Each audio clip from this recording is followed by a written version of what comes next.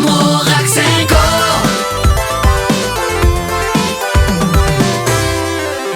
Merci d'être avec nous. Aujourd'hui, on va parler véhicules d'époque, course automobile et littérature avec mes invités sur le plateau. Bonjour Charlotte Jacobsen. Bonjour Philippe. Comment bonjour allez-vous ? Vous nous avez manqué la semaine dernière. Hein. Ben vous aussi. C'est vrai ? Oui. Les vacances étaient bien ? C'était pas mal. Très bien, merci. Alors, pour rattraper, c'est pas un bouquin cette semaine, mais deux bouquins. Bah oui. Hein, deux tomes, carrément. Fallait bien ça. Ouais. Voilà, on va en parler tout à l'heure. Vous allez nous faire voyager dans votre univers. Merci d'être là en tous les cas. Ça sera dans quelques instants avec le livre de la semaine. Événement à ne pas manquer, ça se déroule ce week-end du côté de Bière, sur la place d'Armes de Bière. C'est le slalom de Bière. Et pour en parler, je reçois ce matin Nicolas Genoux. Bonjour. Bonjour à tous. Bonjour. Ça va bien, merci. Merci d'être avec nous. Nicolas Merci Genoux, de l'invitation. vous avez vu le temps qu'il fait en ce moment là sur les routes, aquaplaning, ça c'est vachement bien pour le slalom, non ? Ça glisse beaucoup. J'espère que les pilotes maîtrisent bien leur voiture, mais je crois qu'ils annoncent une amélioration au niveau météo, donc ça devrait le faire. On l'espère pour vous, pour le public en tous les cas. En tout cas pour le public, ouais. Après les pilotes, eux, ils sont un petit peu habitués à la pluie, s'il pleut, mais en principe ils adorent ça, ouais. Mais c'est surtout pour le public, ouais. Au niveau météo, ce serait assez sympa qu'il y ait beaucoup de soleil. Bon, si vous aimez les voitures, la belle mécanique, le sport mécanique, la vitesse, le dérapage et tout ça, on va en parler dans un instant avec la 57e édition déjà du slalom. Déjà, de Bière. 57e. Et c'est ce week-end et c'est ouvert à tout le monde. Hein. C'est ouvert à tout le monde, au public, à tout public. On en parle plus précisément tout à l'heure. Et puis on vous proposera, si vous êtes ferrovipate ou pas, de pouvoir apprécier le festival de la vapeur. Ça se déroule le week-end de Pentecôte et ça se passe bien sûr sur la ligne du train Blonay-Chambly. Et pour en parler, c'est Alain Candelero qui est avec nous. Bonjour Alain. Bonjour Philippe, bonjour à tous. Comment ça va ? Très bien. Merci. On est prêt à ouvrir les portes. En fait, notre saison débute après-demain. Donc, on est dans les starting blocks. Toute proportion gardée parce qu'on roule quand même à la vapeur. Donc le démarrage se fera en douceur. Voilà, donc vous ne serez pas au slalom de Bière. Non. Mais on sera en pensée avec Nicolas. Ouais, il y aura un peu de fumée, on va dire. Alors quand on parle du festival de la vapeur, on parle des vieilles grand-mères. Ne vous méprenez pas dans ce que je viens de dire, on parle des vieilles grand-mères. Les vieilles grand-mères, c'est sous-entendu les locomotives à vapeur, évidemment. Oui, c'est juste, on en aura 4 qui vont circuler par alternance durant les 3 jours de Pentecôte, donc du 18 au 20 mai. Avec la doyenne suisse à voie métrique, une ancienne locomotive du chemin de fer Lausanne-Chalon-Bercher, la numéro 5, qui a été construite en 1890, donc 134 ans, et toutes ses dents. Et ça roule encore. Et ça roule encore. Et ça Alors on n'a pas bien. de problème de mise à jour de logiciel. On a d'autres soucis, mais pas celui-là. C'est des plus gros soucis, c'est un peu plus compliqué. Oui, parce que des soucis mécaniques ou thermiques, c'est évidemment gros en taille, aussi gros en budget, lorsqu'il s'agit d'entreprendre des réparations ou des entretiens lourds. Mais en fait, c'est une question de temps et de moyens. Très bien. Bon, on va en parler plus précisément tout à l'heure. Et puis la bonne nouvelle, c'est que vous allez pouvoir gagner vos billets. C'est des tickets comme on avait à l'époque. Les jeunes, peut-être que vous ne savez pas, vous n'avez jamais vu ça. Mais non, je me rappelle, quand j'étais petit, on prenait le train, on avait un ticket comme ça. Et c'est les vrais tickets de l'époque. Oui. Imprimé encore aujourd'hui sur une machine d'époque, donc absolument authentique. Voilà. Donc vous aurez l'occasion de pouvoir vous faire plaisir durant ce week-end de Pentecôte pour ce festival de la vapeur. Si vous aimez les beaux trains, les belles locomotives, c'est l'occasion de rêver un petit peu et de prendre le temps. Hein. Ça, c'est très important parce qu'à l'époque, on savait prendre le temps. On n'avait pas le choix aussi. Hein. Non, c'est juste. Effectivement, sur une ligne courte, donc on peut venir au Blonay-Chambly pour 3 heures, pour une demi-journée, pour une journée entière, à la libre appréciation du visiteur, et justement de faire une petite immersion dans le passé, de se laisser aller un moment. Ok, on va en parler plus précisément tout à l'heure. J'imagine qu'au slalom de Bière, il y a aussi des vieilles mécaniques, des vieilles grand-mères en termes de voitures, là, parce qu'il n'y a pas que des voitures électriques, là, je pense pas. Alors, pas les véhicules électriques, non, pas ça, encore. Je savais qu'il fallait que je la pose. Ouais, ça c'est le sujet un petit peu tabou. Non, c'est plus des voitures thermiques, voitures à essence. Et puis les voitures historiques, il y en a quelques-unes, mais principalement le dimanche. Le samedi, il y en a une ou deux, mais elles se font un petit peu plus rares. Le livre de la semaine. toujours avec mes invités autour de la table et surtout pour le livre de la semaine avec Charlotte Jacobsen. Le volume du temps est une série littéraire captivante qui plonge les lecteurs dans l'énigmatique répétition du 18 novembre vécu par Tara. Tara, c'est pas notre maquilleuse qu'on salue au passage, c'est l'héroïne de ce livre, une marchande de livres anciens. Au fil des tomes, elle explore les implications philosophiques de cette anomalie sans chercher à en tirer profit. L'auteur offre une réflexion profonde sur la temporalité, les rituels de la vie quotidienne et les questions existentielles, le tout enveloppé dans une intrigue envoûtante et symbolique. La série saluée au Danemark et au-delà pousse les lecteurs à méditer sur le temps et sur leur propre rapport à l'existence. Et c'est le livre que vous nous proposez. C'est plus qu'un livre, c'est plusieurs tomes que vous nous proposez. 7 tomes. Charlotte. 7 tomes, seulement les 2 premiers sont traduits du danois. Voilà, donc je les ai lus en une après-midi. C'est assez captivant. Heureusement, parce qu'on attend que vous nous racontiez un petit peu. Donc, ma série du moment, à moi, n'est pas sur Netflix, mais en librairie. Et ça tombe bien, car je ne sais toujours pas allumer ma télé, ça c'est véridique. Il y a 3 télécommandes et je ne sais quoi, donc voilà. Donc, je fais toujours le choix de lire. Donc, vous ne nous regardez jamais, ça fait plaisir. Si, parce que j'ai des petits assistants à la maison quand même. Mais quand je suis seule, c'est impossible. Donc, on vous écoute. Le volume du temps, c'est donc 7 tomes traduits du danois, dont les 2 premiers viennent de nous arriver. C'est un véritable phénomène au Danemark, auprès des libraires, des critiques, des lecteurs. Il est en passe de devenir dans le monde entier, puisqu'il y a près d'une vingtaine de traductions en cours. Et il faut savoir que Solveig Balle a mis 20 ans à l'écrire. Elle a eu un grand succès dans les années 90. Elle a disparu de la circulation. Elle s'est réfugiée sur son île d'Are au Danemark et elle a écrit cette série. L'histoire, alors, on est le 18 novembre. Voilà, ça va durer 7 tomes.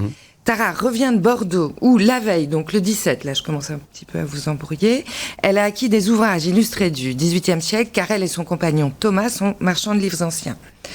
Avant de rentrer dans son village du nord de la France, elle fait un passage à Paris le 18, où elle s'installe à l'hôtel du Lison, dans le quartier des bibliophiles qu'elle connaît bien. Elle passe la journée à faire des achats professionnels et la soirée avec ses amis Philippe et Marie. Important, notons que ce soir-là, elle se brûle la main en déplaçant un radiateur à gaz et elle rentre se coucher. Le lendemain, elle se réveille et ne peut que constater que nous sommes de nouveau le 18 novembre. Le journal est le même, les personnes dans la salle du petit-déj sont les mêmes et la même viennoiserie fait une chute depuis le buffet. C'est un jour sans fin en quelque sorte. Alors, ça m'a effectivement... Ça fait penser à un film. Ça m'a effectivement fait penser à ce jour sans fin, ce fameux jour de la marmotte. On a Bill Murray en tête. Il y a autre chose aussi, il y a le replay de Kem Grimwood que je vous recommande fortement. Donc c'est un sujet qui est quand même souvent abordé en littérature, au cinéma. Moi, quand j'ai vu les livres, là, je me suis dit, oh non, le jour de la marmotte, non, c'est bon. Et puis finalement, j'y suis revenue et je me suis aperçue que ce qui diffère fondamentalement du genre ici, c'est que Tara, elle, ne va pas du tout chercher à tirer profit de sa situation pour s'enrichir ou pour changer le cours des choses, ce qui est souvent le cas. Là, pas du tout.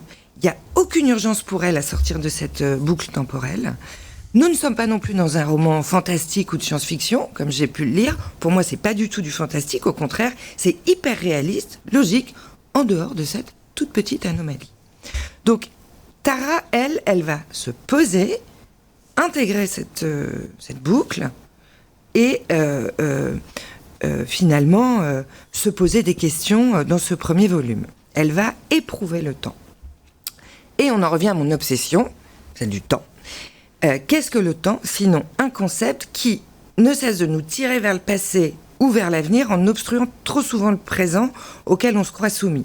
Donc dans le premier volet, qu'on pourrait sous-titrer Le monstre et le fantôme, elle c'est le monstre, Thomas le fantôme, elle observe disparaître ce qu'elle consomme, tandis qu'il lui faut réexpliquer sa situation chaque matin à son compagnon. C'est aussi le tome d'un amour infini entre ces deux-là, parce que lui ne remet pas du tout en doute ce qu'elle lui raconte, il essaie plutôt de l'aider.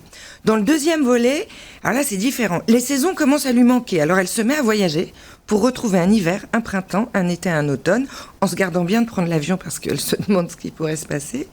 Il lui arrive même de débarquer chez ses parents, un 18 novembre donc, puisqu'on n'en sort jamais, en leur proposant de fêter Noël, parce que ça fait 4 ans qu'elle n'a pas fêté Noël. Le premier tome commence au 121e 18 novembre, et le deuxième tome s'achève au 1144e. Donc, quand même. Voilà. Elle est transparente avec son entourage proche qui se montre compréhensif. Et là est aussi tout l'intérêt de ces romans. C'est-à-dire que la bizarrerie de cette boucle temporelle est complètement dépassée pour laisser place au questionnement, à l'importance de la linéarité, des rituels, du mouvement.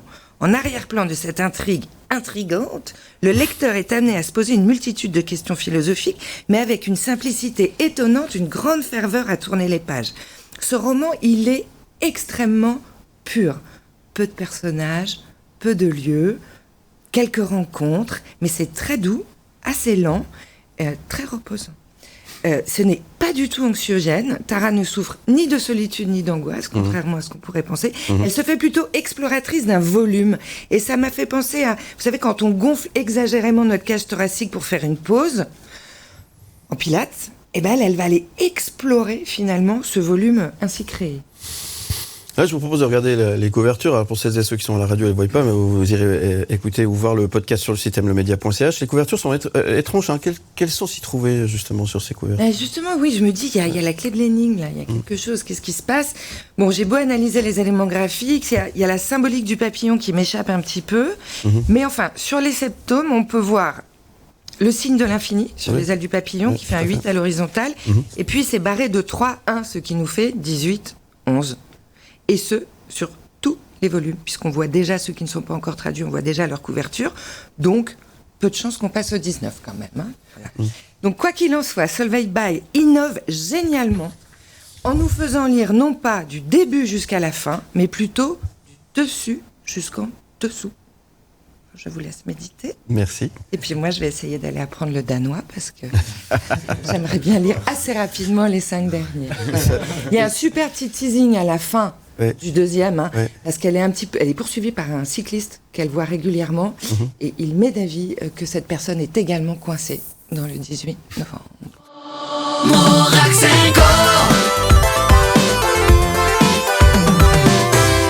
Depuis 1966, le rendez-vous est désormais incontournable pour les fans de mécanique et de conduite sportive. Le slalom automobile de Bière revient pour sa 57e édition, offrant la seule course automobile organisée dans sa région, qui est la Côte. Ce week-end, les 4 et 5 mai, l'événement se déroulera comme d'habitude sur la place d'Armes de Bière, accueillant une manche du championnat suisse de slalom. Et pour en parler beaucoup mieux que moi, je reçois ce matin Nicolas Genoux, président d'organisation du slalom de Bière. Merci Nicolas d'être avec nous pour parler donc de mécanique. Avec plaisir. Parler de ce rendez-vous. On le disait, un rendez-vous qui est devenu incontournable. Incontournable depuis effectivement 1966, 57e édition. Je vois qu'il y a des images qui tournent là, il y a un petit peu de nuages, il y a un petit peu de soleil, c'est un petit peu la météo qu'ils annoncent ce week-end. Mais oui, pour les passionnés de voiture, c'est vraiment le rendez-vous qui à ne pas manquer, en tout cas dans la région de la Côte, ça, c'est sûr. Après, on essaye toujours de donner, au sein du comité d'organisation, de donner toujours son maximum, sécurité, visibilité, public. Donc, on essaye toujours de faire vraiment de son mieux. Qui peut participer tout le monde, finalement ou il y a quand même des règles, il y a quand même... des prédispositions, j'imagine, pour pouvoir... Alors, le minimum, vous devez avoir un permis de conduire suisse, et puis vous devez également être de nationalité suisse pour pouvoir rouler. Après, ça s'ouvre à des véhicules qui sont immatriculés pour tous les jours. C'est ouvert aussi bien aux débutants que pour les plus expérimentés. Et par contre, le dimanche, là, c'est plus pour les pilotes nationaux. Donc là, ça compte pour le championnat suisse. D'accord. Alors au jour d'aujourd'hui, il y a de moins en moins de manches du championnat suisse, malheureusement. Si je ne me trompe pas, il y en a 5 de tête. Bière, pour cette année, c'est la 2e manche du championnat suisse. Et là, par contre, le niveau est quand même un petit peu plus supérieur parce qu'il faut avoir une licence nationale, donc il faut quand même avoir un minimum d'expérience pour y participer. D'accord. Pour revenir au samedi, on peut venir avec sa voiture, il faut juste porter un casque. On voit un pilote qui est en train de... Oui. Il faut que la voiture elle soit un peu préparée pour ce genre d'exercice ou ça peut être une voiture de tous les jours? Non, alors ça peut vraiment être une voiture de tous les jours. Concernant le pilote, alors il y a un minimum d'équipement obligatoire, c'est le casque, la combinaison, les gants, ça c'est vraiment quelque chose d'obligatoire. Okay. Avant on autorisait pantalon, pull, casque bien entendu, hein. Mais depuis 2 ans à peu près, la combinaison, elle, est vraiment obligatoire pour la totalité de la journée. D'accord. Léo de Garrigue. Cette 57e édition, elle a une saveur un peu particulière. Vous avez un invité d'honneur, Nicolas Prost, qui sera présent, fils d'Alain, pilote également. C'est juste, oui. On a de la chance avec un grand groupe concessionnaire qui vous pouvez nous le fait, dire, pas de souci. garage Alpine à Lausanne, qui nous fait cette gentillesse de nous mettre à disposition Nicolas Prost. Il a déjà participé l'année passée. Il était déjà venu le samedi. Mais cette année, par contre, il vient les 2 jours. Alors, normalement, il vient avec un véhicule d'endurance. Mais je sais que ça réserve encore un petit peu de surprise, donc je ne peux pas malheureusement en dire plus. Mais lui, par contre, sera présent samedi et dimanche. D'accord. Et il fera une démonstration, j'imagine. Il fera une démonstration, il passera 3 fois le samedi et 3 fois le dimanche. D'accord. Un mot sur le principe, il faut zigzaguer entre une 70aine de portes, je crois, pour arriver jusqu'à l'arrivée. C'est quoi les qualités nécessaires? C'est un format de course un peu particulier? Alors vous avez le point A pour arriver au point B, et puis comme on le voit aussi sur les images, on doit passer entre des portes qui sont numérotées. Le but, c'est d'aller le plus vite possible. À savoir que du moment que vous touchez un cône, vous avez ce qu'on appelle une pénalisation, c'est 10 secondes. Si vous ratez une porte, malheureusement, vous êtes disqualifié. Donc le but, c'est vraiment de faire un parcours propre, net, précis, du début à la fin, et de nouveau le plus rapidement possible. Et le slalom de bière, ça existe depuis 1966, 57e édition. Oui. C'est quoi la recette pour maintenir un événement comme celui-là? C'est rare de voir des événements qui montent il y a autant de temps. C'est beaucoup d'énergie, beaucoup de temps, beaucoup de passion. Il faut aussi savoir s'entourer de personnes à qui on a confiance. On parlait tout à l'heure avec Alain justement des bénévoles. Les bénévoles, c'est quelque chose au jour d'aujourd'hui qui se fait malheureusement un petit peu rare. Mais ça prend du temps. Mais au final, quand on arrive à la fin de la manifestation, donc le dimanche soir, on est content que ça soit bien passé, qu'il n'y ait pas d'accident. Et puis qu'au final, tout le monde était content, surtout le public et puis les principaux, qui sont les pilotes. C'est la passion qui vous anime, quoi. C'est ça. Alors, pour la petite parenthèse, mon papa est moniteur d'auto-école. Ouais. Et puis j'ai appris ici, là, justement, dans ce virage, j'avais 8 ans. Ouais. Et j'ai appris à conduire sur la place militaire de Bière. D'accord. Ouais, donc, voilà. Je referme la parenthèse. On est sur un territoire privé, donc on a le droit de le faire. Ouais. Mais c'est une passion depuis longtemps. Vous montez à combien le maximum au niveau de la vitesse là, parce que ça a l'air d'aller quand même super méga vite. Pour les bons pilotes, surtout pour les bons véhicules, 170, 180 sur les lignes droites. D'accord. Ouais. Okay. Après, c'est un parcours aussi qui a tourné de sens. Avant, le départ et l'arrivée étaient dans l'autre sens. Du coup, ça nous a permis aussi de faire un parcours un petit peu plus sinueux, mais toujours aussi rapide, bien entendu. On a de la chance d'avoir un vice-président, M. Guy Troyet, qui lui-même est pilote de championnat suisse, des rallyes. Et c'est lui, justement, qui a dessiné ce parcours. Qui est fort apprécié par les pilotes. En tout cas, on a de bons retours. D'accord. Alors, pour celles et ceux qui voudraient participer, pour participer au slalom, c'est encore possible ou pas? Non, c'est plus possible. La clôture des inscriptions est depuis le 21 avril, donc malheureusement, il n'y a plus d'autorisation possible. D'accord, mais par contre, pour le public. pouvez venir en l'année public, prochaine. Je désespérais bien entendu. parce que moi j'ai une Mustang 66, j'aurais pu faire avec ça. Non Alors, date, de trop na- tard. date de c'est naissance, possible, mais date alors de naissance. pour l'édition prochaine, ouais, pour l'année suivante. Non mais je plaisante. Hein. Oui, oui, bien sûr. Je me sens parfaitement Mais accueillie. en tous les cas, le public est bienvenu, évidemment. Les conditions seront plutôt agréables. On a pu voir effectivement la météo. Et puis, c'est aussi un jour de fête. Hein. On peut se restaurer sur place. Tout Il y a à fait. l'illumination, il y a tout ce qu'il faut pour passer un bon moment. Hein. La restauration, les food trucks, les boissons, tout est mis à disposition pour les petits et les grands. Exact.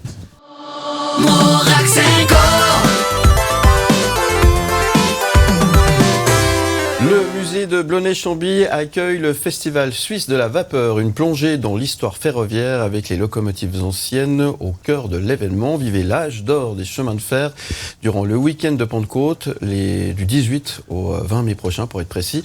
Et découvrez le musée Blonay-Chambly situé sur la Riviera vaudoise qui se métamorphosera, je vais y arriver pour l'occasion, en un lieu de fascination pour les passionnés de locomotives, alias les ferrovipates. Pendant 3 jours, embarqués à bord de l'une des 4 locomotives à vapeur en service construites entre 1890 et 1918 pour une expérience inoubliable et découvrez une collection exceptionnelle de véhicules ferroviaires entretenus par une équipe de bénévoles dévoués.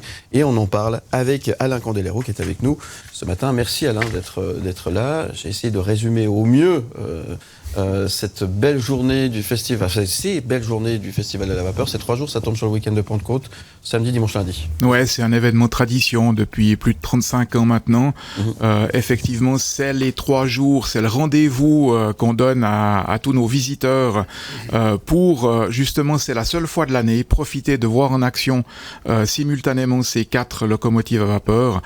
D'ailleurs, on ouvre en fait la manifestation le samedi matin 18 mai avec un train tracté par 3 locomotives. On appelle ça une triple traction. Donc là, Et ça on- va aller super Oui, vite. c'est là. ça. C'est des sensations. On la voit d'ailleurs à l'écran. C'est bien synchronisé. Ouais. En fait, c'est un train à vivre de l'intérieur parce que ça fait du bruit, ça va lentement. Les fenêtres s'ouvrent et puis on peut vivre ça pleinement durant le trajet. Ouais. C'est ça qui a changé avec maintenant. Aujourd'hui, ça doit aller toujours très très vite. On veut aller vite là-bas, on veut vite faire ça. Faut pas que le transport prenne le temps. Là, à l'époque, le transport, c'était toute une expédition. Hein. Il fallait avoir le temps déjà. Ouais, c'est Puis juste. On n'avait pas le choix, quoi. On prenait Et le temps. c'était pas en fait une question pour les pendulaires. Il n'y avait pas de pendulaire il y a plus de 100 ans. Partir en train, c'était partir en voyage. Et c'est vraiment ce qu'on essaye de recréer aujourd'hui au Blonay-Chambly avec ces convois plus que centenaires. Certes sur un parcours relativement court, 3 km, avec aussi la visite du musée qui compte à peu près 80 véhicules ferroviaires construits depuis 1868. Donc là, on remonte au tout début du chemin de fer en Suisse. Et puis justement, plonger le visiteur, faire une immersion dans le passé, et puis revivre tout ça comme le faisaient.